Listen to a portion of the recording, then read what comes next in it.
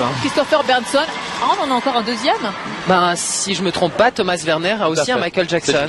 Donc ça nous en fait 3 au total. Alors on va pouvoir juger. On va pouvoir les comparer. Voilà. Oui, parce que les styles sont quand même différents. Hein. Et il y en a d'autres qui se préparent en téléphonant, on ne sait pas à qui.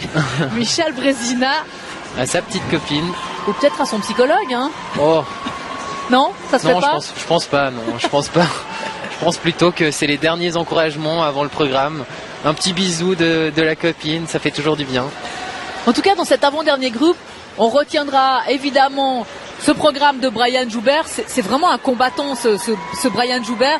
Mais comment vous avez jugé, vous, nous, on n'était pas forcément convaincus avec Cédric de ce choix musical, de cette symphonie de Beethoven pour Brian. C'est courageux d'aller dans un registre classique alors qu'il a toujours eu des programmes sur des musiques quand même un peu punchy. Voilà, punchy, où on sentait justement la bagarre. Et puis là, un thème beaucoup plus lyrique, je dirais. Moi, ça me déplaît pas, en fait. Je sais pas, Cédric. Nous on disait qu'on a tendance à le préférer quand il est justement, vu que c'est un guerrier, un bagarreur, dans des musiques où justement ça déménage un petit peu plus, dans le sens où il peut être un peu plus un tigre, quoi. Mais de nouveau, hein, c'est... Bon, après, il se bat quand même dans ce programme-là. On voit qu'il y a quand même le Brian qui va en avant, qui va chercher la victoire. Et puis on a vu avec les points, là, il a quand même de l'avance. Donc ça pourrait peut-être marcher pour une victoire ce soir. Mais moi, j'avais quand même le sentiment, justement, que dans ce programme, on aurait enlevé la musique et on retrouve le Brian des programmes précédents. Lesquels? Un peu tous ceux de ces dernières années, mais je veux dire, je le voyais dans sa ligne de pas, un peu comme d'habitude. Enfin, je pense que ce soir en particulier, c'est concentré sur les sauts.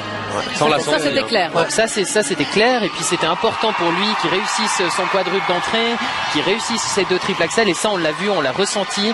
Il y avait des bonnes prises d'élan, bien préparées. Donc après c'est clair que il faut faire un choix. C'est soit tu mises sur de la chorégraphie où tu développes quelque chose, soit tu te concentres sur les difficultés techniques. Et ce soir, apparemment, il avait vraiment mis l'importance sur les sauts. Et puis ça marche. Donc pour moi, c'est un pari qui est réussi. Ça peut payer. Oui. Puis juste un mot encore sur Javier Fernandez. Vous en aviez fait un de vos favoris sur notre plateau dimanche dernier. C'est vrai que ça n'a pas bien marché dans le programme court pour lui, mais ça reste toujours un patineur qui plaît beaucoup au public, notamment dans ce programme de Pirates des Caraïbes qui moi me plaît beaucoup aussi. Pour moi aujourd'hui, Javier, c'est le plus grand talent du circuit, avec un magnifique quadruple. Des triple axel sans difficulté.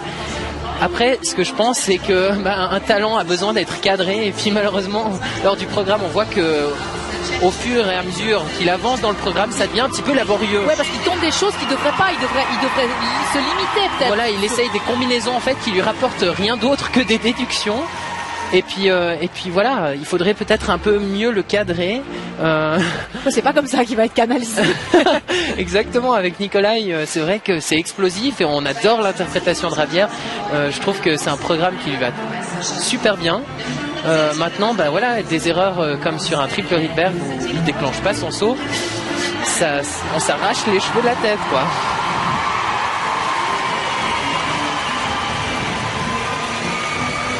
On attend maintenant, on est dans l'attente de ces 6 patineurs du dernier groupe qui sont derrière nous à l'échauffement. Alors Marie-Laure Viola, elle, qui est au bord de la patinoire, va peut-être nous donner la température. Il doit y avoir beaucoup de tension avant ce dernier groupe, Marie-Laure.